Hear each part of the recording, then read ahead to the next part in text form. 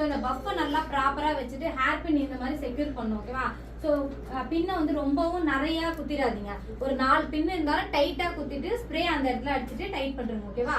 So அதுக்கு அடுத்து hair style போடும்போது நான் சொன்ன மாதிரி ஹேர் எடுக்கும் போது கீழே இருக்க ஹேர் வந்து அட்டாச் ஆகும். மாதிரி ஒரு ஹேரை எடுக்கும் போது கீழே இருக்க ஹேர் வந்து அட்டாச் ஆகும் பாத்துக்கணும். அப்புறம் கீழே வந்து கேர்ள்ஸ் பண்ணிக்கோங்க. ஸோ கேர்ள்ஸ் பண்ணிட்டீங்கன்னா உங்களுக்கு ப்ராப்பரா பவுன்சியா தெரியும். சப்போஸ் நம்ம ஆல்ரெடி அந்த அட்வான்ஸ் ஒரு ஹேர் ஸ்டைல் போடும்போது ஒரு கேர்ள்ஸ் ஒன்று அட்டாச் பண்ணும், ஞாபகம் இருக்கா? குட்டியா.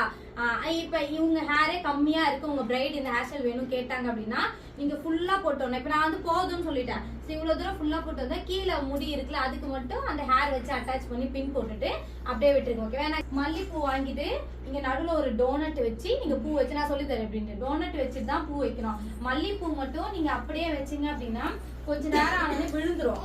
ஸோ இங்க ஒரு டோனட் ஸ்டஃப் மாதிரி வச்சுட்டு அதுக்கு மேல பூ வச்சு பின் போட்டீங்கன்னா உங்களுக்கு இந்த பூ இறங்கியே வராது. அண்ட் பார்க்கவும் லுக் நல்லா இருக்கும். அப்ப இதுக்கு நடுவுல மட்டும் நீங்க ஏதாவது ஒயிட்